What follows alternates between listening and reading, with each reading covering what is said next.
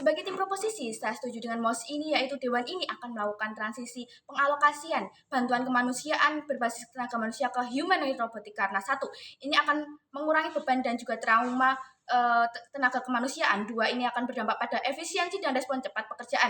Sadari Dewan Juri bahwasanya pada status quo saat ini, tenaga kemanusiaan seperti dokter, suster, dan juga ahli pasukan militer misalnya seringkali dihadapkan pada situasi yang ekstrim dan situasi yang tidak manusiawi. Saya rasa zona konflik, bencana, bahkan pandemi juga yang belum lama ini terjadi, mereka kewalahan, kelelahan, dan juga banyak kasus menjadi korban itu sendiri. Solusi yang ada di status quo pun gagal, seperti halnya pengadaan pelatihan tambahan, pengiriman relawan cadangan, dan juga bahkan rotasi kerja yang tidak cukup cepat atau fleksibel. Banyak negara berkembang yang tidak mampu merekrut atau melindungi tenaga kemanusiaan dalam skala yang dibutuhkan. Analoginya seperti ini, Dewan Juri, memadamkan api hutan seluas ribuan hektar hanya dengan ember, walau niat baik, kapasitas yang manual dan terlalu terbatas untuk skala yang krisis hari ini. 3 karakteristik kata kunci untuk saya. 1, terkait humanoid robotik adalah suatu mesin cerdas menyerupai manusia, bisa diprogram untuk bertugas di bidang kesehatan, pendidikan, pertanian, mungkin perekonomian dan lain-lain. Dunia kita ini butuh respon yang cepat, aman, efisien, dan yang sangat cepat, bukan, untuk menghadapi berbagai krisis dari berbagai dimensi. Yang dimaksud dengan humanoid robotik ini adalah robot yang dikembangkan dengan sistem machine learning, atau yaitu sistem mengendalikan pola, membuat prediksi, atau mengambil tindakan yang berdasarkan data yang diberikan oleh programmer.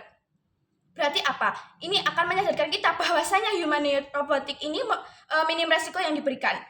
2, manifestasi di sisi saya adalah teknologi robot telah digunakan evakuasi korban gempa, bencana, distribusi vaksin, dan kebutuhan di bidang lain, misalnya pemantauan pasien tanpa harus kontak secara langsung.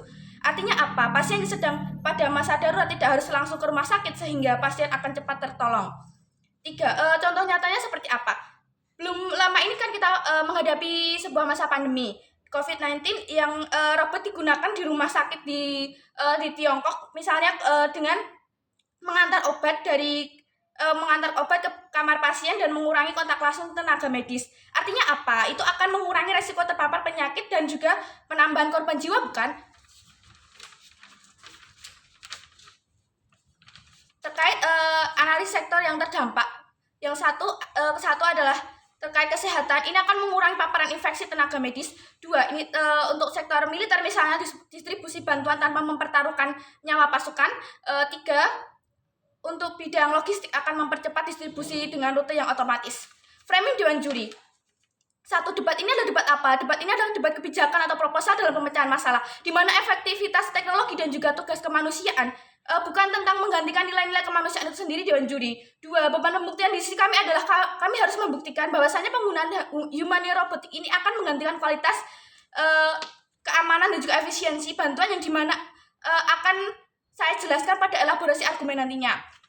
Beban pembuktian tim oposisi adalah harus menunjukkan bahwasanya keberadaan manusia tetap lebih efisien dan juga esensial meskipun dalam kondisi yang darurat.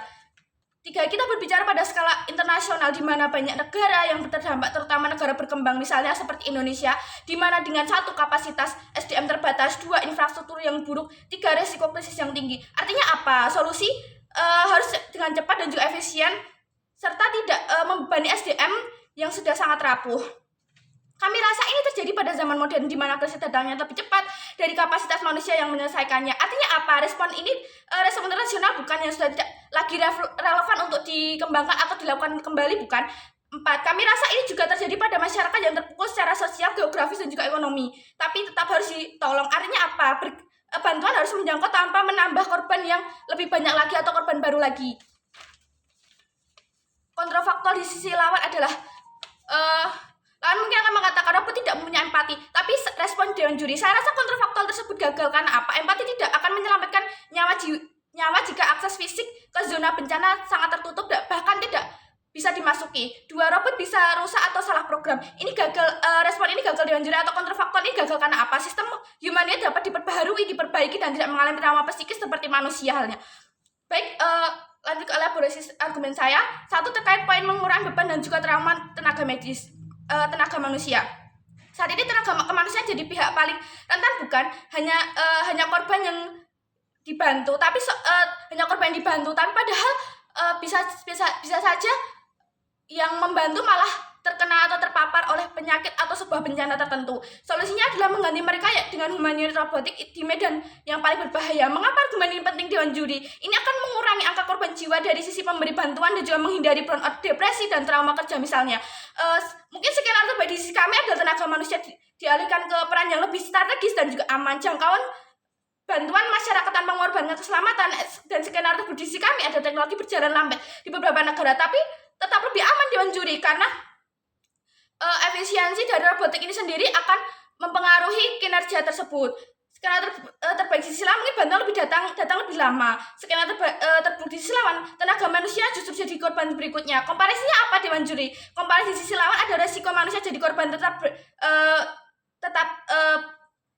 berat. Di sisi kami, resiko itu justru bisa ditekan lewat sistem terprogram yang efisien dan juga tidak lelah. Mengapa argumen saya eksklusif Dewan Juri? Satu, ini tidak ada cara lain yang mampu menyamai kecepatan dan keamanan robot di situasi ekstrim. Dua, sadari bahwasanya manusia tidak didesain untuk bekerja 24 jam nonstop dan juga tekanan ekstrim Dewan Juri. Jikalaupun ini tidak eksklusif, pendekatan kami tetap paling aman dan cepat dan juga efisien Dewan Juri. Baik, lanjut ke argumen saya yang kedua terkait efisien dan juga respon cepat. Mekanisme lama sering telat tanggap karena birokrasi dan juga kelemahan fisik Dewan Juri. Solusinya apa? Robotik ini bisa bekerja lebih terus-menerus dengan sistem sensorik otomatis. Contoh penggunaan drone logistik untuk mengantar vaksin di daerah terpencil seperti kemarin di Rwanda misalnya, seperti mengganti kurir sepeda, analoginya seperti mengganti kurir sepeda dengan drone ekspres, lebih cepat dan juga lebih aman. Mengapa ini penting Dewan Juri? Dalam kondisi krisis, kecepatan menyelamatkan nyawa lebih utama dan mengurangi pemborosan sumber daya. Skenario terbaik sisi kami, bantuan lebih cepat dan juga datang mungkin bisa masuk ke daerah terpencil dan digunakan secara maksimal. Skenario terburuk di sisi kami butuh biaya awal besar, tapi hasilnya jangka panjang lebih hemat dan juga efisien Dewan Juri. Skenario terburuk di sisi lawan, hubungan antar mata penjaga dan juga mungkin skenario terburuknya bantuan telah datang, banyak korban yang berjatuhan, kapasitas SDM lelah dan terbatas. Sanggahan pendahuluan, robot tidak bisa menggantikan manusia. Respon dalam krisis kita tidak butuh tindakan cepat dan sistematis, bukan hanya pelukan dua. Ini akan menimbulkan pengangguran. Respon Dewan Juri, justru manusia berpindah ke fungsi analisis, kontrol, dan juga manajemen strategis yang lebih aman. Bangga menjadi tim berposisi.